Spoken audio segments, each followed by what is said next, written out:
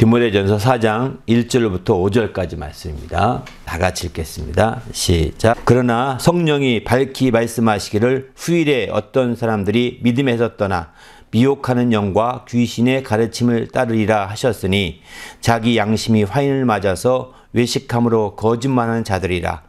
혼인을 금하고 어떤 음식물을 먹지 말라고 할 터이나 음식물은 하나님이 지으신 바니 믿는 자들과 진리를 아는 자들이 감사함으로 받을 것이니라. 하나님께서 지으신 모든 것이 선함에 감사함으로 받으면 버릴 것이 없나니 하나님의 말씀과 기도로 거룩하여 짐이니라. 아멘. 부흥성의 첫 시간입니다. 오늘 이번 부흥성의 말씀은 나누어줌에 이제 중심을 두고 나누고자 하는데, 오늘은 나누어줌과 감사함이라는 제목의 말씀을 나누고자 합니다. 나누어줌의 동기부여 차원에서 좀 나누는데 초점을 두고자 합니다. 이제 나누어준다는 거 생각할 때 많은 사람들은 이제 무엇인가 가지고 있어야 나눈다 이렇게 생각을 합니다. 그런데 육신적인 면에서 가지고 있다는 것은 큰 차이가 나게 되어 있습니다. 그래서 우리가 육신적인 면에서 나눈다고 할 때 이런 가지고 있는 소유한 것 자체가 차이가 있기 때문에 나누는데도 한계가 있습니다. 나누는데도 어려움이 있게 마련입니다. 그렇기 때문에 우리는 지금 여기서 나누어 준다고 할 때 꼭 우리가 생각할 것은 뭐냐면 육신의 것을 가지고 나누어 준다. 이렇게만 생각한다면 큰 오해를 가져올 수가 있습니다. 육신의 것만이 아니라 우리가 공통적으로 가지고 있는 것을 먼저 돌아보고 그런 차원에서 나누어 줄 수 있는 것들이 되어야 된다는 것이죠. 이렇게 차이 나는 것까지 나눠 주려고 한다면 불공평할 수밖에 없고 공정할 수가 없게 되어 있습니다. 그리고 누군가는 반드시 소외감을 느낄 것이고 누군가는 반드시 또 어려움을 느끼고 어떤 사람은 또 치우칠 수도 있고요. 이렇게 마련이거든요. 왜? 만족도라는 게 조금씩 다 다르기 때문입니다. 그래서 우리는 이런 만족도가 다른 육신의 것으로 가지고 나누어준다는 것은 지극히 한계가 있기 때문에, 물론 나누어준다 궁극적인 면은 그런 부분도 없지나 있을 겁니다. 하지만 더 중요한 것은 그것보다 더 우리가 이제 공통적으로 누구나가 가지고 있고 누구나가 나누어 주신 이런 것들이 있다는 것이죠. 이런 것들을 중심으로 우리가 이제 그 나누어줌의 시작을 거기로부터 시작되어야 된다는 겁니다. 나누어줌의 출발점이 거기로부터 시작되어야 이 나누어줌이 누구나가 나누어줄 수 있고 누구든지 나누어줄 수 있는 기회가 있게 마련인 거죠. 단지 이제 누구나가 공통적으로 가지고 있고 누구나가 공통적으로 소유하고 있지만 나누어주지 못하는 사람이 있을 것입니다. 이것은 그저 그 사람의 어떤 나누어주는 걸 게을리했기 때문에 못한 것 뿐이겠죠. 그가 조금만 나누어주려고 했다면 다 나누어줄 수 있을 것입니다. 그런데 왜? 누구나 갖고 있기 때문이죠. 그러나 누구나 갖고 있지 않은 것을 나눠준다고 한다면 나누어주고 싶어도 부지런을 떨어도 나누어줄 수 없습니다. 나눌 게 없잖아요. 아무리 열심을 내고 부지런을 또 나눌 게 없는 거거든요. 그래서 우리는 이제 우리가 신앙 안에서 나눈다는 것의 대전제 중에 한 가지가 우리가 신앙적으로 누구나가 다 믿음이 있는 자나 없는 자나 또 남자나 여자나 젊은 사람이나 나이 많은 분들이나 다 공통적으로 가지고 있는 것에서부터 우리가 이 나눔에 대한 출발이 시작되어야 혼란이 없는 거죠. 만일 같은 나눔에 대한 출발점이 그렇게 공통적인 것에서 출발하지 않으면 혼란스러워질 것이고요. 이거는 분명히 원망과 불평과 또는 시비와 이런 것들로 점쳐들 겁니다. 그러나 이제 우리는 바로 공통적으로 나눌 수 있는 것부터 찾아보자는 것입니다. 그렇게 찾아봐서 그런 것들을 통해서 나눌 때 우리가 참으로 이제 온전한 하나님을 기쁘시게 할 수 있는 그런 나눔이 될 수가 있는 거죠. 그런 대표적인 것이 있는데 그건 뭐냐면 공통적으로 나눌 수 있는 대표적인 것이 은혜입니다. 은혜는 누구나에게나 믿음이 오늘온 사람에게도 은혜를 주고요. 10년 다닌 사람에게 은혜를 주십니다. 누구나가 또 은혜를 크리스찬이라고 한다면 누구나가 다 은혜를 가지고 있습니다. 은혜를 누구나가 소유하고 있습니다. 은혜를 누구나가 가지지 않고 소유하지 있지 않다면 그 사람은 그리스도인이 아닙니다. 그 사람은 그리스도와 무관한 자가 되고 말게 됩니다. 이제 우리가 그리스도인이라고 한다면 누구나가 다 은혜를 바탕으로 해서 그리스도인이 된 거거든요. 그러니까 우리가 기본적으로 우리가 가지고 있는 은혜라고 하는 큰 자산을 우리가 셈해 봐야 된다는 겁니다. 우리가 가지고 있는 누구나 정말 오래 다닌 사람도 은혜를 추구하고 있고 처음 온 사람도 은혜를 추구하고 있고 다른 모든 사람이 다 은혜를 추구하고 있는데 이제 은혜 받은 사람도 은혜를 더 추구하고 있고 은혜를 못 받은 사람도 은혜를 받고자 하고 있고 이렇게 다 하지 않습니까? 그런 은혜, 공통적인 그 은혜가 얼마나 우리에게 소중한 것인지 알고 그런 은혜를 바탕으로 해서 우리가 이제 참으로 이와 같이 나누어 줄 수 있는 그런 기반이 되어야 된다는 거죠. 만일 은혜가 우리에게 확보되지 않은 상태로 나눠주려고 한다면 이제 제대로 나눌 수 없게 될 것입니다. 그래서 우리는 이제 이 은혜를 바탕으로 은혜라고 하는 공통점으로 우리가 모인 자들이라는 것입니다. 오늘 우리가 부흥성회를 한다고 합니다. 새봄맞이 부흥성회를 한다고 하는데 이 첫 시간에 우리가 바라는 게 무엇이 있을까요? 여기서 이 첫 시간에 금나와라 뚝딱하게 바라실 사람 있을까요? 없습니다. 이 시간에 내가 저 박사학위 받으려고 지금 이 예배 참여한 사람 있습니까? 없을 것입니다. 우리는 은혜 받으려고 참여한 거예요. 은혜 받고자 참여한 것이고 은혜가 더 넘치게 달라고 기도했고 은혜에 우리가 함께 하고자 하는 가장 중요한 취지를 갖고 있는 거거든요. 그렇기 때문에 우리는 이 은혜를 확실하게 받아서 우리의 나누어 주신 자산으로 만들어 가야 된다는 거죠. 여러분 모두가 이번 부흥성회를 통해서 은혜를 많이 받는 성도가 되시기를 예수님의 이름으로 축원합니다. 그래서 우리가 나누어 주시는 신령한 자산, 공통적인 자산, 이게 많은 성도가 되시길 바랍니다. 나누어 줄 수 있는, 그래서 올해 표어가 나누어 주자라는 이런 슬로건을 시작했는데 이 팬데믹 기간 다 안 끝났는데 불구하고 이렇게 온라인 부흥회, 온라인 순회를 하는 이유가 은혜 받게 하기 위한 것이거든요. 은혜를 받아야 이제 나누어 줄 수 있는 그 미끼가 있는 거죠. 은혜를 안 받으면 나누어 줄 수 있는 자산이 없는 거예요. 가난한 자는 없는 거고 부자는 많은 건데 가난한 자 앞에 동일하게 주어진 은혜라는 자산이 있지 않습니까? 이렇게 동일하게 공통적으로 가진 은혜라는 자산을 확보하고자 하는데 바로 초점이 있는 게 바로 이번 부흥성회고 또 순회를 통해 나누는 성경 공부인 거죠. 우리 모두가 온라인이라고 하니까 난 자유에 참여해도 되고 안 해도 되고 이렇게 생각할지는 모르겠지만 이거는 뭐 당신이 은혜를 저버리고자 하는 것일 수 있는 거죠. 우리가 이번 부흥회와 순회 그 맨 앞에 붙인 단어가 뭐냐면 새봄맞이입니다. 새봄맞이. 새봄맞이. 새로운, 지금 봄이 아니죠. 왜 앞에만 가도 눈이 콱 쌓여있는데 무슨 봄이라 하시겠습니까? 한겨울입니다. 지금도요. 그런데 우리가 그 3월 춘3월이라고 우리가 말을 하듯이 새봄을 우리는 기대하면서 이와 같은 부흥회와 순회를 이렇게 시작하게 되고 온라인 순회를 시작하게 된 거죠. 그런데 말이죠. 이런 새봄은 특별히 세상의 새봄은 봄 기운이 와야 되지 않습니까? 아무리 눈이 많이 쌓여 있어도 봄 기운이 와서 벌써 아래부터 녹고 있더라고요. 응? 저희 눈 녹은 이 양지 쪽 보면 저희 데크에 보면 이미 수선화가 싹트고 있습니다. 이렇게 녹은 데 보면 벌써 봄 기운이 찾아왔다는 증거 아닙니까? 이렇게 봄 기운이 아무리 눈이 덮고 있고 겨울 한겨울 같아도 봄 기운을 막을 수가 없는 겁니다. 이처럼 우리 영혼의 새봄은요 어떻게 시작될까요? 영혼의 봄 기운은 무엇이라고 할 수 있을까요? 그건 바로 은혜입니다. 영혼의 봄 기운이 바로 오게 되면 영혼의 새봄을 맞이할 수 있는 거거든요. 그건 바로 은혜입니다. 은혜를 받으면 봄 기운이 몰려드는 것과 똑같은 것입니다. 그래서 새봄맞이 순회 부흥회라고 이렇게 하면서 은혜를 강조하는 것은 바로 그런 측면인 거죠. 우리 모두도 은혜를 받아서 이렇게 참으로 주님 앞에 나아가는 성도가 되시기를 예수님의 이름으로 축원합니다. 할렐루야. 이 은혜를 받아야 오늘 제목의 말씀처럼 나누어줌과 감사함이죠. 감사할 수 있다는 거예요. 은혜를 받지 않으면 감사할 수 없습니다. 고린도서 1장 4절을 보게 되면 그리스도 예수 안에서 너희에게 주신 하나님의 은혜로 말미암아 내가 너희를 위하여 항상 하나님께 감사한다라고 했습니다. 은혜가 없으면 감사할 수가 없다는 거예요. 근데 은혜로 말미암아 항상 하나님께 감사한다고 그러죠. 세상에 있는 것들로는 항상 감사가 불가능합니다. 오직 하나님의 은혜로만이 항상 감사할 수 있다는 거예요. 은혜가 넘치게 그 은혜는 왜 끊임이 없기 때문입니다. 은혜는 어느 한중간에 중단되지 않기 때문입니다.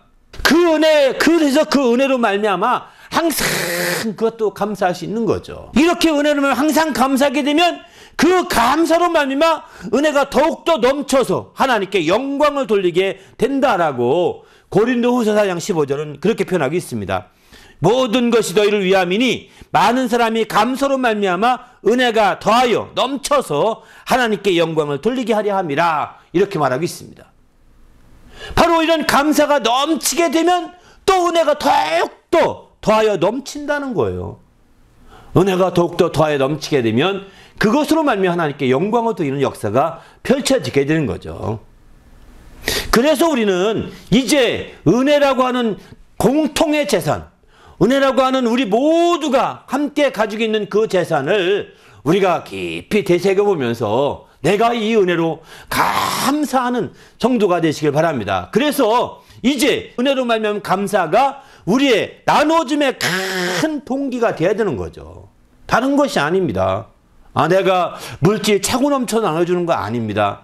내가 시간이 많아서 차고 넘치고 말만큼 많아가지고 할 일이 없어서 내가 시간을 나눠주는 것이 아닙니다. 내가 또 다른 많은 지식이 너무 넘쳐서 말하지 않을 수 없어가지고 나누어주는 것이 아니라는 겁니다. 그런 것이 아니고 오직 은혜로 말미암은 감사가 넘칠 때 그게 우리의 나눠줌의 큰 동기부여가 되는 거죠. 그 나눠줌의 동기부여를 이런 은혜로 말미암은 감사로 우리가 할 때 하나님의 놀라운 역사가 펼쳐질 수 있게 됩니다. 여러분 구약시대에 보게 되면 이 은혜와 연결된 직접적으로 연결된 것이 뭐냐면 속죄입니다. 은혜와 직접 연결된 것이. 오늘날 우리가 은혜라고 할 때 은혜 중에 어떤 거 은혜로 여기시나요? 부모님의 은혜? 선생님의 은혜? 다 은혜죠. 더 중요한 것은요, 그건 다 사라지는 은혜입니다. 시간과 함께 다 소멸돼가는 은혜입니다. 그러나 바로 우리 속죄로 말미암은 하나님의 그 은혜는 소멸되지 않습니다. 영원한 것입니다. 그래서 우리가 성경에서 말하는 은혜의 중심에는 속죄라고 하는 우리 편에서 본다면 이제 용서라고 하죠. 하나님 편에서 아주 용서라는 것이죠. 우리 편에서는 속죄라고 한다면 하나님 편에서는 용서하심. 이것이 은혜의 중심에 두고 있는 거예요. 그래서 우리가 은혜를 알고 싶고 은혜를 받고 싶고 은혜를 힘입고 싶다면 속죄에 대해서 깊이 생각하고 또 주님의 용서하심에 대해서 깊이 이해해보고 이게요 굉장히 중요한 문제입니다. 바로 그렇게 될 때 주님의 은혜가 우리 가운데 더 풍성하게 우리는 느껴지고 또 그 은혜로 말미암아 더욱더 감사함이 더욱더 넘치게 되는 것이죠. 우리 모두도 정말 이런 주님의 속죄로 말미암은 은혜, 주님의 용서하심으로 말미암은 은혜, 이런 은혜가 충만하시길 바랍니다. 그래서 구약시대 보게 되면은 구약에 속죄하는 제사가 속죄제거든요. 이런 속죄제를 드릴 때에 이제 그들은 늘 속죄제와 함께 속죄로 끝나지 않았습니다. 화목제를 드리게 됩니다. 속죄제를 드릴 때마다 거의 함께 화목제를 드립니다. 그 레위기 9장 21절 보게 되면 아론이 백성을 향하여 손을 들어 축복함으로 속죄제와 번제와 화목제를 피라고 내려오니라 이렇게 표현하죠. 속죄제와 함께 화목제를 드리게 되는 거죠. 또 레위기 3장 19절도 보게 되면은 이제 초실절 때 얘기인데요. 속죄제를 드리고 또 화목제물을 드릴 것이요 이렇게 표현합니다. 속죄제를 드리며 화목제를 드리라는 거예요. 민수기 6장 14절을 보게 되면은 거기도 나옵니다. 이제 나실인을 구별할 때 속죄제를 드리게 되는데 바로 번제물로 일련된 그 속죄 제물을 드리고 또 화목제물 흠없는 수양을 드리라 이렇게 표현하죠. 이렇게 실제적으로 여기 뭐 세 구절만 찾아봤지만 많은 말씀들에서 이렇게 속죄하는 속죄 제물과 함께 화목제물이 함께 드려지게 됩니다. 근데 왜 이렇게 할까요? 왜 같은 제사에 다른 거 병행, 특별히 속죄제와 번제와 화목제는 세 가지는 늘 같이 따라다니는 경향이 있어요. 번제는 알다시피 이제 불에 태우는 거죠. 그 중에서 속죄제, 화목제는 늘 같이 이렇게 병행합니다. 바로 속죄를 받아서 이제 용서받고 은혜 받은 자들이 꼭 해야 할 일이 뭐냐면 감사라는 것입니다.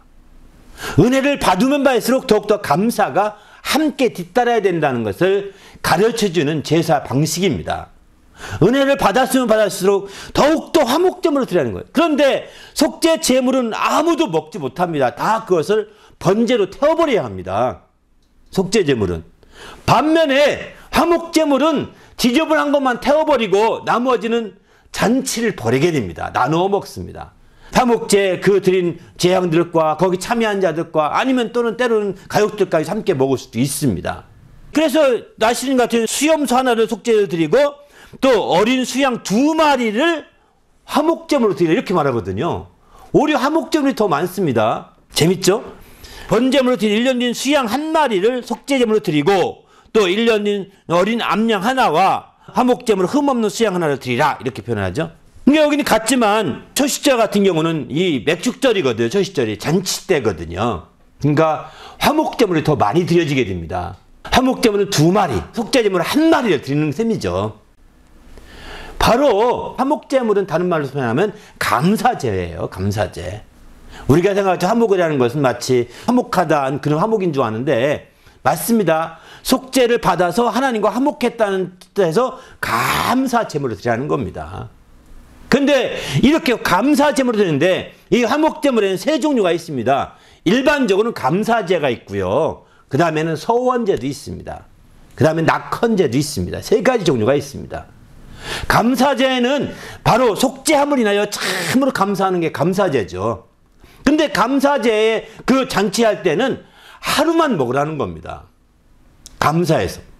반면에 서원제, 자기가 특별한 뜻을 가지고 이렇게 해야 되겠다. 그래서 그것을 하나님께 감사함으로 이제 서원하여 드리는 제 때는 이틀 먹습니다. 낙헌제도 이건 특별히 감사한 것이 있을 때 감사하는 거거든요. 일반적인 감사가 아닙니다. 그래서 이 자기가 기쁨으로 즐거이 기꺼이 감사하는 경우는 이틀 먹습니다. 왜 감사제물은 하나 먹고 서원제나 낙헌제물은 이틀 먹으라 했을까요? 그것은요 그만큼 더 감사와 서원한 것들을 정말 더 멀리 아니란 얘기거든요. 더 길게 끌고 가라는 거거든요.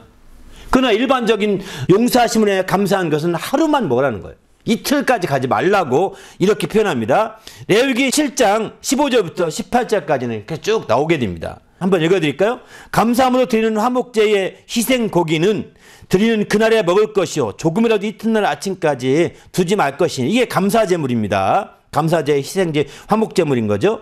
또 그러나 그 희생제물이 서원이나 자원하는 예물이면 그 예물이 서원하는 예물일 때는 서원제라고 표현하고요. 자원의 예물이라는 것은 낙헌제 예물을 그렇게 말합니다. 이 희생을 드린 날에는 드린 날에 먹을 것이요 그 남은 것은 이튿날에도 먹되 이렇게 표현하죠.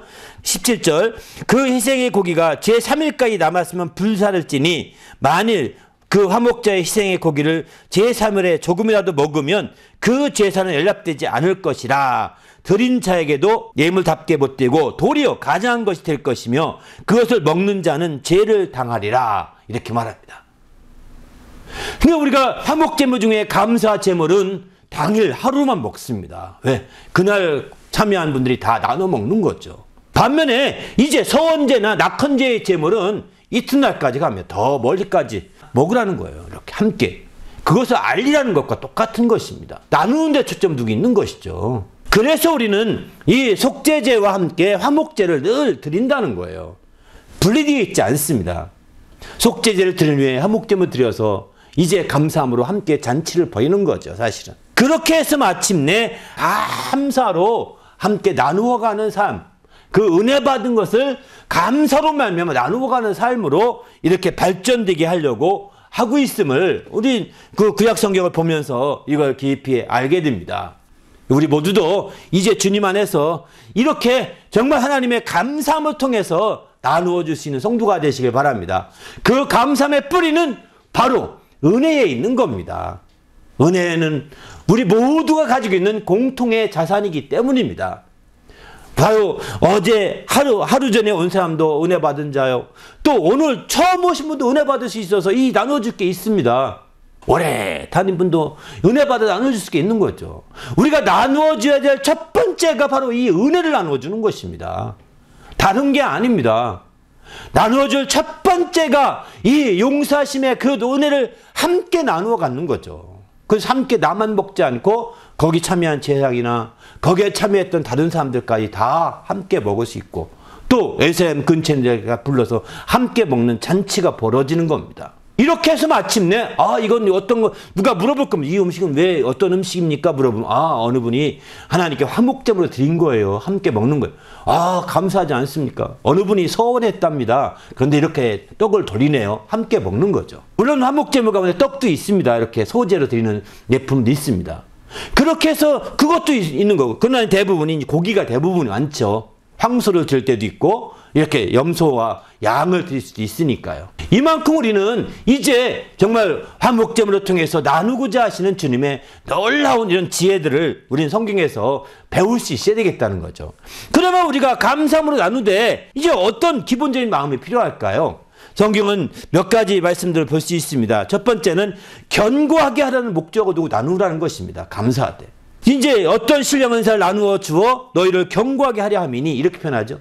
신령한 은사를 나누어 주어서 견고하게 하는 것도 있지만 신령한 은사만이 아니라 나누어 준 목표 자체가 상대방을 견고하게 하는 데 목적이 있다는 것입니다. 그냥 한번 적설하듯이 한번 나누어 주고 끝나가는 그것이 아니라는 겁니다. 일시적으로 그저 기분풀이 하는 거, 오늘 기분 좋은데 한번 나누어 줘 볼까? 이거 아니라는 겁니다. 견고하게 하고 그가 굳게 설 수 있도록 하려고 나누어 주는데 초점을 둬야 되는 거죠. 이런 마음이 필요한 거죠. 또 믿음의 분량대로 감사함을 나눠주되 믿음의 분량을 따라서 분량대로 나누어 주라는 겁니다. 믿음의 분량이 없는데 정말 오버페이스 한다면 어떻게 될까요? 지쳐버리는 거죠. 믿음의 분량만큼 나누어 주는. 그래서 로마 12장 3절을 보게 되면은 마땅히 생각할 그 이상의 생각을 품지 말고 오직 하나님께서 각 사람에게 나눠주신 믿음의 분량대로 지혜롭게 생각하라 했습니다. 하나님이 믿음의 분량대로 지혜롭게 생각해서 함께 나누어 주신 자가 돼야 되는 거죠. 그렇기 때문에 우리는 주님 안에서 정말 우리가 오버페이스 하지 말고 또 여러분이 다르게 생각하지 마시고 적극적으로 이렇게 나가시길 바랍니다. 믿음의 분량. 마땅히 생각할 이상을 품지 말라는 것입니다. 남들이 하니까 저 사람도 이만큼 했지, 나도 이만큼 해야지. 가랭이 째질 수가 있습니다. 저 사람이 이렇게 잘하는데 난 왜 안 하나? 왜 저 사람도 한다는데 내가 안 하면 좀 이상하겠지? 아닙니다. 저 사람에게는 특별히 하나님의 감동이 있어서 할 수 있지만 자기에게 감동이 없으면 그냥 믿음의 분량대로 안 하는 거예요. 감동이 있으면 해야 되겠죠. 저 사람이 안 하든 상관없이. 감동이 없을 때는 안 하는 거예요. 생각 이상 저 사람 하니까 나도 없는데 어떻게 하다 보니까 주머니 뒤졌는데 동전을 얻고 또 큰 돈이 나왔네. 넣자니. 그리고 그냥 줬더니 나중에 오면서 늘 그 생각 찜찜해가지고 어려운 사람 있지 않습니까? 이렇게는 이게 다 믿음의 분량들 하지 않고 오버한 거예요. 믿음의 분량을 초월해서 하다 보니까 크게 시험거리가 되는 거고 난 앞으로는 다시 안 해. 이런 사람도 있습니다. 다시 안 한다. 뭐 굳이 그렇게 작정할 필요가 없잖아요. 다른 사람 앞에 그렇게까지 막 말을 세게까지 하면서 할 필요가 전혀 없거든요. 왜? 믿음의 분량대로 하는 겁니다.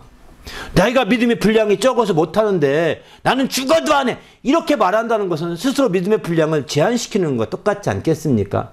나도 주님의 감동이 있다면, 하나님의 인도하심이 있다면 할 수가 있는 거죠. 그래서 우리는 남들이 하는 것 보고서 부안해동하시 따라갈 것도 아니지만 스스로가 이렇게 탁 막아서 운신의 폭을 좁히는 이런 일은 없어야 합니다. 이건 지혜가 아닙니다. 어리석은 거죠. 또 성령의 인도를 따라 나누어줘야 됩니다. 감사함을 하되 바로 성령의 인도를 따라 나눠주는데 성령의 인도를 받게 되면 육체 욕심을 능히 지배할 수 있거든요. 근데 육체 욕심을 지배하지 못하면 어떻게 될까요? 육체 욕심을 자꾸 끌어당깁니다. 나누어줄 마음이 안 생기게 합니다. 왜? 나도 부족한데요. 어떤 것이든 내가 완전하게 남아 돌아가는 게 별로 없잖아요. 부자대로 부족하고요. 가난한 사람은 더 부족하고요. 다 부족합니다. 부자가 왜 돈 벌려고 더 몸부림치고 하다못해 1센트짜리 하나까지 저축하고 막 이렇게 아끼는지 아십니까? 부족하기 때문에 그런 거거든요. 그가 넉넉하다면 그렇게 하겠습니까? 제3자가 볼 땐 넉넉하죠. 가난한 사람이 볼 때는. 근데 그는 여전히 배고픕니다. 그는 여전히 부족한 겁니다. 그러니까 지금 이런 육신의 욕심은 한이 없는 거예요. 이런 육신의 욕심을 능히 지할 수 있는 게 뭐냐? 성령의 인도를 받을 때 성령은 육체의 욕심을, 육체의 소욕을 제한다고 하지 않습니까? 근데 성령으로 말미암아 육체의 속을 제하는 거예요. 갈라디아 5장 16절이야 17, 18절 그렇게 말씀하고 있죠. 그런 차원에서 볼 때 우리는 이런 욕심이 정말 능히 극복할 수 성령의 인도하심을 받아야 되는 거예요. 성령의 이끌림 받아야 되는 거예요. 내 속에 성령의 이끌림대로 내가 부족하고 연약하고 가진 게 없는 것 같음에 불구하고 자꾸 그 긍휼히 여기는 마음이 생긴다면 성령이 나를 자꾸 감동해 주시는 거거든요. 그거에 따라 조금씩 내가 할 수 있는 범위 안에서 해보는 거예요. 이렇게 움직여갈 때 당신에게 더 놀라운 것들을 맡길 것입니다. 그리고 마침내 이렇게 할 수 있도록 길을 더 열어주실 것입니다. 하지만 이제 육체의 욕심을 그냥 끌어당기고 또 이렇게 나눠주긴커녕 더 모으려고 하고 더 챙기려고 하고 더 끌어당기려고 한다면 어떻게 될까요? 결국은 죄를 짓게 돼 있습니다. 그리고 그 죄가 장성한 즉 사망을 가져 이룬다고 야고보서 1장 15절은 그렇게 말씀하고 있죠. 그런 측면에서 볼 때 우리는 적극적으로 성령의 인도함을 따라서 육체의 소욕을 제어하고 마침내 함께 나눌 수 있는 그런 성도가 돼야 되는 거죠. 네 번째는 범위와 한계를 따라 나눠주라 이렇게 말합니다. 고린도후서 10장 13절을 보게 되면 이런 말씀합니다. 우리는 분수 이상을 자랑하지 않고 오직 하나님이 우리에게 나누어 주신 그 범위와 한계를 따라서 하노니 곧 너희에게까지 이른 것이라 이렇게 표현합니다. 바로 하나님이 나눠주신 범위와 한계를 인정하고 나누는 것입니다. 하나님이 나눠주신 범위와 한계를 따라서 우리가 나눠주고자 할 때 더 놀라운 역사가 있는 것이지 하나님이 내게 주어진 범위와 한계를 우리가 뛰어넘으면 어려운 거죠. 이 범위와 한계는 우리가 알다시피 울타리로 여기서 오해하지 말 것은 범위와 한계를 나의 울타리로 생각하면 안 됩니다. 울타리 밖으로 나가면 큰일 나잖아요. 적들이 많지 않습니까? 그런데 사실은요. 여기서 범위와 한계를 따라주라는 것은 범위와 한계가 울타리가 아니라 출발점이라는 것입니다. 그것을 바탕으로 거기부터 그 가까이부터 나눠주기 시작하는 겁니다. 그걸 범위와 한계를 자기 울타리 삼으면 당신은 거기가 아성이 만들어질 것입니다. 그리고 당신만의 아성이 세워져서 아무도 못 깨트리는 그런 아주 불상사가 나올 것입니다. 나중에는 당신이 거기 콕 아주 막 박혀가지고 꼼짝 못하는 신세가 될 거요. 사로잡혀서. 그러나 범위와 한계를 이제 우리는 그게 출발점 삼아서 거기서 이제 조금씩 오버페이스 하지 말고 조금씩 이렇게 함께 하게 되면 나누게 되면 이제 그게 놀라운 거죠. 그래서 여기서 이제 그런 분수 이상을 자랑하지 말라는 겁니다. 거기부터 나는 요만큼이지만 저만큼 할 수 있어. 이렇게 분수 이상을 도전하지 말라는 겁니다. 분수 이상이 아닌 거죠. 분수를 지키고 범위 한계가 우리의 분수 아니겠습니까? 거기서부터 조금씩 벌려가는 거. 한 발씩 벌려가는 겁니다. 그렇게 할 때 우리가 더 정말 이와 같은 놀라운 감사함으로 나눌 수 있는 게 열리는 거죠. 왜 그럴까요? 사도행전에 보면은 하나님이 우리에게 범위와 한계를 설정해 주셨는데 그것은 바로 하나님을 더듬어 발견하게 하려 함이라고 사도행전 17장에 아테네에 가서 사도 바울의 설교 가운데 그런 설교를 하죠. 그렇습니다. 범위와 한계가 하나님의 역사함을 경험할 수 있는 절호의 기회가 온 겁니다. 거기서 그런 범위 한계임에도 불구하고 한 걸음 더 나가고자 한 걸음 더 나가고자 하고 더 나누고자 할 때 하나님의 손길을 거기 더듬어 알게 될 수 있는 거죠. 그래서 은혜를 더 느끼고 체험하게 되면서 나갈 수 있는 길이 열리게 되는 거죠. 우리도 이런 나눔의 역사가 펼쳐지시기를 예수님의 이름으로 축원합니다. 할렐루야. 다섯 번째는 기회 있는 데 나눠주라 이렇게 말합니다. 바로 우선순위를 정해서 나눠주라는 거죠. 기회 있는 대로 모든 얘기하되 무엇보다도 믿음의 가정에 더욱 할지니라 라고 갈라디아서 6장 10절 이렇게 말씀하거든요. 기회 있는 대로 모든 하되 우선순위를 가지고 나눠주라는 것입니다. 그렇습니다. 이제 우리에게 정말 나누어 줄 수 있는 기회가 있다면 기회를 놓치지 말아보십시오. 하지만 그런 기회 중에서도 특별히 믿음의 가정에 대한 기회, 이거는 참 소중한 것입니다. 누구보다도 믿음의 가정을 향해서 최우선순위를 두고 나누어 주기를 힘써보라는 것입니다. 결코 헛된 일이 되지 않을 것입니다. 결코. 이게 바로 주님의 초대교회 당시에 펼쳐졌던 대표적인 일들이었던 거죠. 바로 초대교회 당시에 사도행전 4장 32절 보게 되면은 그들이 한 마음과 한 뜻이 믿는 자들이 한 마음과 한 뜻이 되어서 이제 서로 재물을 통용했더라. 물건을 다 통용했다고 합니다. 놀랍지 않습니까? 믿는 자들끼리 이렇게 믿는 가정에 서로 나누어줘서 함께 할 때 믿지 않는 자들이 쳐다보면서 이제 그들이 막 쏟아져 들어오게 돼 있는 거예요. 초대교회 전도 방식이 오늘날처럼 전도지가 없었습니다. 오늘날처럼 지금 방송 선교 없었습니다. 오늘날과 같이 이렇게 온라인 예배 없었습니다. 오늘날 성경 공부 이런 교재 당시는 그런 책자 하나도 없었습니다. 우리는요 진짜 초대교회 성도들에 비해 본다면 행복이 터졌어요. 아주 이루 말했으면 행복하신 길이 너무너무 많은데 우리가 연약하고 부족해서 그걸 못 누릴 뿐인 겁니다. 근데 그들이 정말 귀에 있는 대로 믿음의 가정에 그렇게 한 마음과 한 뜻이여 서로가 통용하고 나눌 때 마침내 그게 소문이 나고 소문전도가 되어서 막 몰려들기 시작하는 거죠. 오늘날도 사실은 전 이 원리는 똑같다고 생각합니다. 오래 나누어 주자라고 초점 두고 설교하고자 하는 것도 바로 이것 때문인 겁니다. 우리 모두도 이렇게 나누어 줄 수 있길 바랍니다. 특별히 믿는 가정에 더 힘써야 되는 거죠. 구약에도 이런 말씀도 합니다. 믿는 가정이 나눠주되 출애굽기 22장 25절 보게 되면 이런 재미있는 표현이 있습니다. 가난한 자들에게 구워주되 너는 그에게 채권자같이 하지 말며 이자를 받지 말 것이다 이렇게 말합니다. 여러분 이스라엘 백성은 동족끼리는 이자를 받지 말라는 겁니다. 정말 도움을 청할 때 구워주고 하되 이자는 받지 말라는 거예요. 그리고 구워주더라도 채권자같이 하지 말라는 거예요. 아예 준다는 생각 가지고 하라는 겁니다. 줄 마음을 가지고 하고 이자를 말할 것도 없거니와 줄 마음 가지고 하면 하나님이 또 내게 필요하면 돌려주실 것이고 하나님 손에 달려있다는 거죠. 그래서 유대인들은 말이죠. 이방인 자기 민족 안에서는 똘똘 뭉치는 이유가 이것 때문인 거예요. 사실은. 어떤 사람이 이방인도 유대인에 가입할 수 있거든요. 유대인 그 협회에 가입해 유대인처럼 행동할 수 있죠. 이들은 그런 도움 받으면서 살게 되니까 유대인 세계가 똘똘 뭉쳐지게 되는 거예요. 그런데 그들은 이방인을 향해서는 이자를 받습니다. 아주 고리대금업을 했다고 합니다. 왜? 구약시대 자기 백성끼리는 그렇게 안 하지만 그래서 금융업을 유대인들이 장악하고 있는 거예요. 우리는 지금 어쨌든 우리 믿음의 가정에 힘쓰는 성도가 되시길 바랍니다. 할렐루야. 그래서 대부분이 이제 조금만 더 큰 교회가 있으면 큰 교회들은 어떻게 하냐면 그렇게 합니다. 신용협동조합 같은 거 서로가 협력해서 만드는 그런 협동조합을 만들더라고요. 그런데 신협의 돈이 이자가 싸게 저리로 해서 성도들끼리 도우려고 하는 길인 거죠. 사실은. 그런데 나중에 보면 처음 취지와는 다르게 아주 고리대금이 되는 경우도 있더라고요. 보니까. 안타깝죠. 사실은. 왜곡된 거니까요. 아무튼 주님 안에서 우리가 적극적으로 이렇게 기회 있는 대로 나누어주되 특별히 믿는 가정이 나누어주시기를 부탁드립니다. 할렐루야. 또 한 가지 우리가 기본적으로 가져야 할 마음 중에 한 가지는 하나님의 뜻을 따라서 나눠줘야 되겠다는 거죠. 하나님의 뜻을 따라서. 하나님의 뜻은 무엇일까요? 히브리서 2장 4절 보게 되면은 하나님도 자기의 뜻을 따라 성령에 나눠주신 것으로 나눠주신다고 하지 않습니까? 자기의 뜻을 따라서 하나님의 뜻을 따라서 우리도 나누어 줄 수 있어야 되는 거죠. 뜻을 중심으로 해서 나눠주라는 거예요.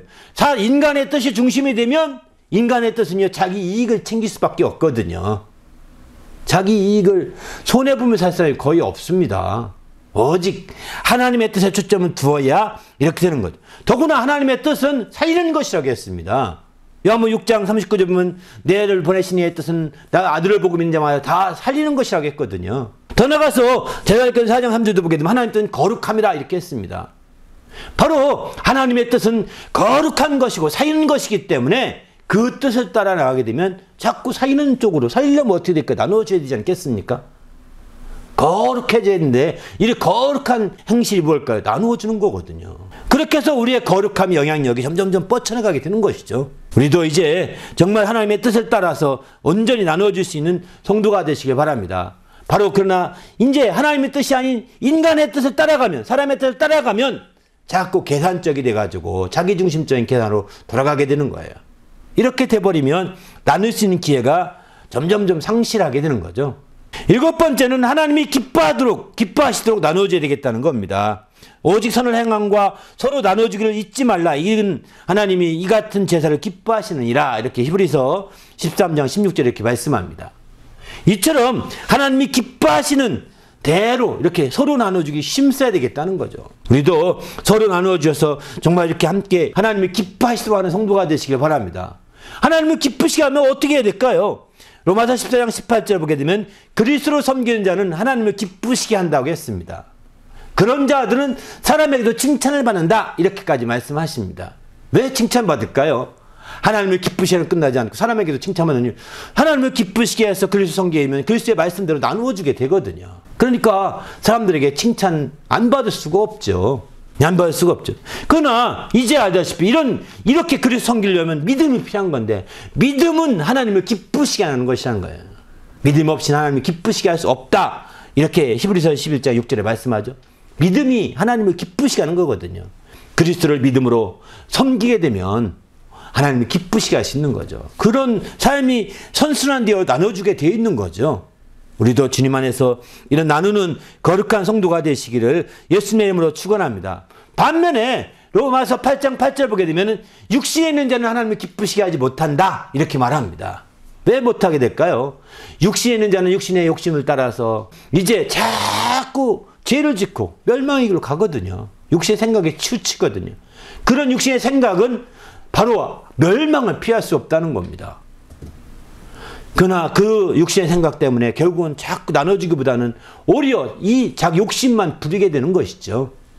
그래서 하나님을 기쁘시게 할 수 없다라고 이렇게 말하고 있습니다. 우리도 주님 안에서 하나님을 기쁘시게 하는 주님의 귀한 성도가 되시기를 예수님의 이름으로 축원합니다. 그렇다면 감사함으로 나누지 어떻게 하면 구체적으로 나눌 수 있을까요? 성경의 몇 가지 예들을 통해서 구체적으로 나눌 수 있는 방안 한 5가지만 얘기하고 마치려고 합니다. 바로 첫 번째는 확보된 것을 전리품에서 나눠주라는 겁니다. 구워서 나눠주는 것이 아닙니다. 어떤 사람들은 구워서 나눠주는 사람도 있습니다. 그리고 그 사람이 목박하고 자기가 다 빚 때문에 짊어지고서 막 욕하고 이제 안 믿어 이런다고요. 나눠주는 게 아닙니다. 자기가 확보한 것 가지고 나눠주는 겁니다. 여기 그런 대표적인 예가 아브라함이 자기 전리품의 10분의 1을 멜기세덱에게 드리게 되죠. 그렇습니다. 자기가 전리품을 드리는 거예요. 자기가 확보하지 않은 것을 드리게 되면 큰 혼란에 빠지게 되는 거죠. 자기가 확보한 것을 드리되 바로 자기 목숨같이 귀한 것을 드리는 겁니다. 목숨같이 귀한 것을. 그러니까 전리품은 자기 목숨을 걸고 얻어온 전리품이지 않습니까? 목숨같이 귀한 거예요. 그런 것들을 드릴 수 있어야 되겠다는 거예요.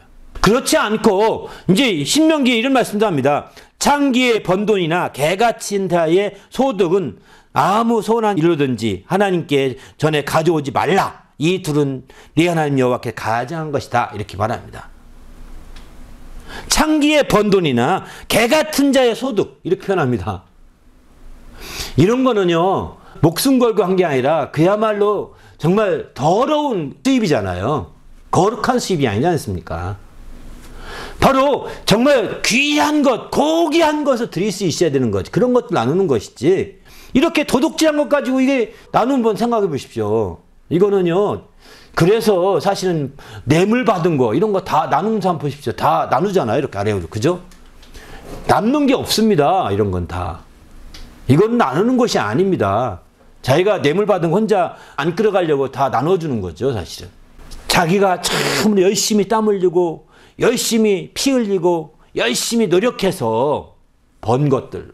그렇게 정말 생명처럼 귀한 것들을 나누어 주라는 거예요. 그게 아주 소중한 거죠. 두 번째는 예비하지 못한 자에게 주라 이렇게 표현합니다. 나누어 줄 때 구체적인 측면에서 있는 자에게 나눠주지 말라는 겁니다. 다 예비한 자들에게 또 나눠주면 소용이 없는 거거든요. 그들은 고마워할 수가 없어요.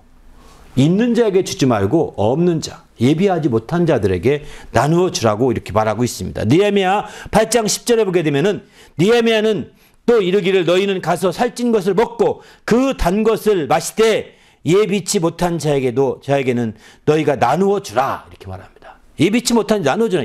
이날은 우리의 주의 성일이니 근심하지 말라. 여호와를 기뻐하는 것이 너희의 힘이니라 라고 느헤미야 8장 10절에 이렇게 말씀하고 있습니다. 예비하지 못한 자들에게 나눠주라는 거예요. 바로 어려운 자들, 힘든 자들, 있는 자들이나 예비한 자들이나 넉넉한 자들에게 또 나눠주는 것은 이거는 허세일 뿐입니다. 그리고 그들도 그 받으면서도 별로 인정도 안 할 것입니다. 고마워하지도 않고요.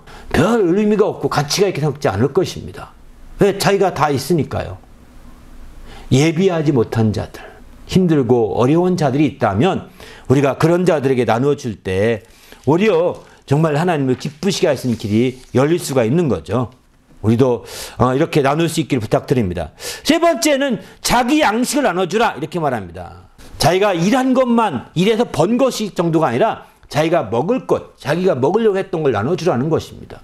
여러분 뭐 성경에도 사렙다 과부가 얘기도 아시죠? 사렙다 과부가 이제 하도 가뭄이 심해서 이제 자기와 함께 먹고 끝나려고 했는데 하나님의 사람이 와서 너 내게 달라 합니다. 그래서 마침내 그래 내가 먹고 주거나 안 먹고 주거나 동일하지만 당신에게 먼저 드리겠소 했죠. 드리게 되죠. 그러고 났더니 그걸 알아요. 이 하나님의 사람이. 이제 그에게 많은 축복에서 넉넉하게 살지 않습니까? 그 이후에는. 놀랍지 않아요? 자기의 양식을 자기가 먹여야 될 것을 자기가 꼭 필요한 것들 이것까지도 나눌 수 있어야 된다는 거죠. 이사야서 58장 7절 보면은 줄인 자에게 내 양식을 나누어 주며 유리하는 범민을 내 집에 들이며 헐벗은 자를 보며 입히고 또 내 거륙을 피하여 스스로 숨지 아니하는 것이 아니겠느냐 이렇게 표현하죠. 또 누가복음 10장 40절도 보면 주께서 이르시되 지혜 있고 진실한 청지기가 되어 주인에게 그 집 종들을 맡아 때를 따라 양식을 나눠줄 자를 찾는다. 그런 자가 누구냐고 찾고 있는 거예요. 이처럼 우리는 때를 따라 양식을 나눠줄 수 있고 자기의 먹을 것들까지도 나눠줄 수 있는 이런 자가 될 때 참으로 이제 아름다운 거죠. 이거는 이렇게 이게 쉽지 않죠? 그래서 우리가 은혜가 밑바탕 돼야 된다는 겁니다. 은혜로 인한 감사가 벅차야 된다는 겁니다. 아니 자기 먹을 것도 나눠줘야 되고 또 자기가 아주 목숨 걸고 뺏어 먹으면 전리품을 나눠준다고 생각해 보십시오. 이게 가능한 일입니까? 어렵잖아요. 그러나 은혜가 밑바탕이 되어서 은혜가 정말 벅차오를 때는 이렇게 할 수 있는 놀라운 역사가 있습니다. 때를 따라 자기도 안 챙기고 먼저 집 종들을 다 찾아서 양식 나눠줄 자를 찾고 있는데 누가 가능하겠습니까? 이런 자들. 은혜 받은 자들인 거죠. 바로 은혜로 말미암아 감사하는 자들이 바로 그렇게 할 수 있는 거예요. 은혜 받아 감사하지 않으면 은혜가 넘쳐서 감사할 수 없으면 이렇게 못합니다. 나도 배고파 죽겠네. 나부터 먹읍시다 하고 먹는 거죠. 내 양식부터 먹읍시다 하고 먹을 것입니다. 그러나 이제는 그렇지 않은 거죠. 우리는 주님 안에서 이렇게 자기 양식까지도 함께 은혜가 벅차서 감사해서 나누어 줄 수 있는 성도가 되시길 바랍니다. 할렐루야. 또 이제 오병이의 이적을 보게 되면 네 번째는 나누어 주고 또 그것을 나누어 주게 하라 이렇게 말합니다. 오병이의 이적에 떡 5개 하고 물고기 2마리 가지고 5,000명 먹이지 않습니까? 마가복음 6장 41절에 보면 이제 쭉 나오는데요. 그래 5,000명 먹이는데 이렇게 먹일 때 어떡합니까? 먼저 나눠주죠. 주님이 제 아들에게 떼서 나눠줍니다. 그것을 또 나눠줍니다. 이렇게 자기 혼자 1대1로 주님과 1대1로 받아본 것이 아닙니다. 주님에게서 1대1로 받아서 주님이 나눠주는 걸 다 받아서 일렬로 줄 쓰세요. 쭉 쓰세요. 이게 아닙니다. 50명이면 50명, 100명은 100명씩 다 모여 앉으라고 해놓습니다. 이렇게 군데군데 모여 앉게 하고 이제 받아가지고 가서 주고 또 옵니다. 받아가 또 주고 옵니다. 또 줍니다. 나누어 주고 또 나누어 주게 하는 것이죠. 그렇습니다. 여러분이 직접 시간도 많고 여유가 있어 다 나눠주면 최고 좋겠죠? 그렇지 않습니다. 여러분이 누군가에게 주어서 또 나누어주게 하는 거예요. 누군가에게 줘서 또 나눠주게 하는 거예요. 이런 놀라운 역사들이 함께 펼쳐져 나갈 때 주님 안에서 참 나눠줌에 놀라운 역사가 있는 거죠. 근데 왜 내 것 가지고 저 사람이 인심선같이 이렇게 만들 필요가 뭐가 있어? 내가 다 하면 되지. 그래요. 다 하면 최고 좋죠. 시간이 없어요. 그렇게 하기엔. 그렇게 하기에는 여러 가지 환경과 상황이 안 될 수도 있지 않겠어요? 그죠? 내 이름이 좀 죽더라도, 내 이름이 좀 들어가더라도, 그 사람이 좀 이름 나면 안 될까요? 그 사람이 좀 이렇게 돋보이면 안 될까요? 그렇게 해서라도 자꾸 내가 나누어주고 또 그들이 또 나누어주게 만들어갈 수 있다면 이게 성경적인 원리입니다. 혼자서 영광을 독차지하려고 하지 마시고 혼자서 모든 것을 다 스포트라이트 받으려고 하지 마시고 조금 뒤에서 숨어 있으면서 제3자가 영광받게 하면 안 될까요? 주님의 은혜로 감사함이 벅차오른 자들은 그렇게 할 수 있습니다. 은혜가 풍성해서 정말 감사가 넘치는 자들은 그렇게 할 수 있는 거예요. 그렇게 해서 하나님께 영광을 드리는 거거든요. 마지막은 이제 공정하게 나눠주라는 겁니다. 나눠줄 때는 공정하게 나눠주는 겁니다. 에스겔서 48장 29절 보게 되면 이것은 너희가 제비 뽑아 이스라엘 지파에게 나누어 주어 기업이 되게 할 땅이요. 이렇게 표현하죠. 기업이 되게 나눠주는데 제비를 뽑는다는 거예요. 제비 뽑는다는 것은 공정성의 대표적인 게 제비 뽑기입니다. 다른 건 공정성이 어떻게 실현될지 모르지만 제비 뽑기는 가장 공정한 방법이에요. 선거는 공정성이 없습니다. 치우칠 수도 있습니다. 어떤 유형의 선거든 간에 공정성이 있다 이렇게 말하기가 어렵습니다. 이렇게 저렇게 이 사람은 나쁘게 보고 저 사람은 나쁘게 보고 이 사람은 좋게 보고 저 사람은 나쁘게 보고 이렇게 서로가 막 엇갈리게 돼 있거든요. 모든 선거들은.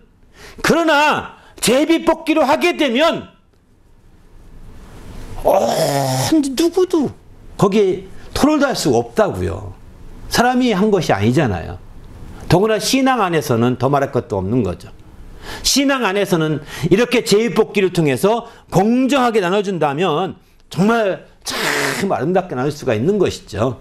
이렇게 공정성을 가지고 공정하게 나눠줄 때 이제 이런 공정성을 방해하는 가장 큰 것이 뭐냐면 인간의 욕심과 욕망이라는 겁니다. 인간의 욕심과 욕망은 공정성이 훼손되더라도 내게 조금 더 가져오고 싶어 하는 거거든요. 내게 좀 더 유리한 방법을 택하려고 하는 거거든요. 그러나 이제 공정한 방법으로 공정하게 하게 될 때 바로 정말 하나님의 은혜가 더 돋보이게 되고 하나님 앞에 더욱더 감사와 영광을 돌릴 수 있는 길이 되는 것이죠. 우리도 주님 안에서 이렇게 공정하게 무엇인가 나눠줄 때는 정말 내가 저 사람이 더 예뻐 보이니까 더 주고 이 사람은 덜 주고 이런 것들이 아니라 공정하게 나누시길 바랍니다. 할렐루야. 나와 친분이 있으니까 더 많이 듬뿍 주고 뒤로 빼서 더 주고 또 나는 모르는 사람이니까 이제 조금만 주고 이렇게 해서는 안 된다는 거예요. 물론 앞서서 말씀드린 것처럼 똑같이 기회가 있는 대로 나누어 주되 믿음의 가정이 할지니라 이것처럼 좀 믿음 가정이 더 우선 똑같은 믿는 가정 안에서는 공정성이 필요한 거죠. 믿지 않는 자와 믿는 자 가운데 있을 때는 믿는 자 우선으로 하지만 믿는 자 안에서는 공정성이 있어야 되는 거죠. 공정하게 나눌 수 있어야 나중에 뒷말도 없고 탈도 없게 되는 것이죠. 그런 방식 중에 하나가 제비 뽑아서 하는 거예요. 이게 다 갖추기에는 너무 어려워요.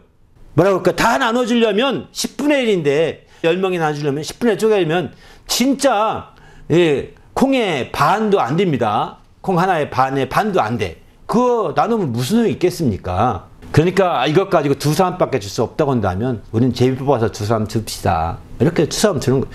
누구도 제비 뽑는 일에 두 사람 뽑아서 줄 때 거기에 공정성을 제시하지는 않을 겁니다. 문제 제기는 안 할 거예요.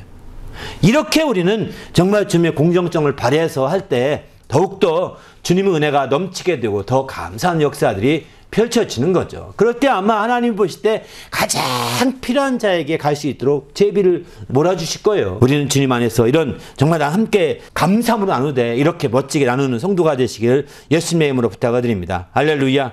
이렇게 감사함으로 나누어 주게 되면 감사함이 동기부여가 되어 나누게 되면 그쪽으로 선순환이 이루어지게 되는 거죠. 그렇게 되면 그 감사함이 이제 은혜로 더 넘치게 되고 은혜가 더 넘치게 되면 또 감사함이 넘치게 되고 그러면 더 나눠주게 되고 이런 식으로 계속 선순환이 되게 되는 것이죠. 그럴 때에 하나님을 참으로 기쁘시게 하심을 성경은 말씀하고 있습니다. 이렇게 되기 위해서 오늘 본문에 이런 말씀을 하죠. 감사함으로 받으면 버릴 것이 없다고 하지 않습니까? 감사함으로 받으면 버릴 것이 없다는 것입니다. 그만큼 우리가 적극적으로 이제 모든 일들을 감사함으로 받아들여서 이렇게 선순환되게 만드시길 바랍니다. 우리의 환경과 상황상 감사하기 어려울 수도 있을 것입니다. 하지만 이제 우리가 적극적으로 말씀과 기도를 통하여 거룩하게 하면 더욱 감사함으로 받아들일 수 있거든요. 이렇게 해서 감사함으로 받아들여서 그것이 더욱더 선순환이 되고 이렇게 나가게 되면 놀라운 거죠. 이처럼 감사함으로 나눠준다는 것은 정말 놀라운 이제 길을 마련하고 교두부를 확보하는 것과 똑같은 겁니다. 감사함을 통해서 감사함으로 받아서 나누어주기 시작했다는 건 그만큼 이제 진지를 구축해 한 거거든요. 거기서부터 마침내 계속 그 일이 펼쳐질 수 있는 일들이 펼쳐지게 되는 것이죠. 우리도 이제 주님 안에서 나누어지되 그 동기를 정말 감사함에 초점 두고 행하는 성도가 되시기를 예수님의 이름으로 축원합니다. 할렐루야. 함께 기도할 하나님, 내가 감사함으로 나눠주되 특별히 감사하지 않고 원망과 시비로 나눠주는 자가 아무도 없게 해달라고, 억지로 책임과 의무로 나누는 자가 아무도 없게 하시고, 물론 때로는 책임과 의무로 해야 될 때도 있습니다. 그렇지만 그건 최소한의 부분입니다. 할 수 있다면 더 감사함을 통하여, 은혜에 대한 감사함을 통하여 나누어 줄 때 정말 참으로 아름다운 나눔, 초대교회와 같은 놀라운 역사를 일으킨 나눔으로 우리가 승화될 수가 있는 것이죠. 함께 우리의 나눔을 한번 돌아보면서 내가 철저히 은혜로 말미암아 감사하여 나누어주는 그런 자가 되게 하셔서 우리를 초대교회와 같은 놀라운 역사로 더 발전되고 더 놀랍게 될 수 있도록 축복해 달라고 간절히 합심해서 기도하겠습니다.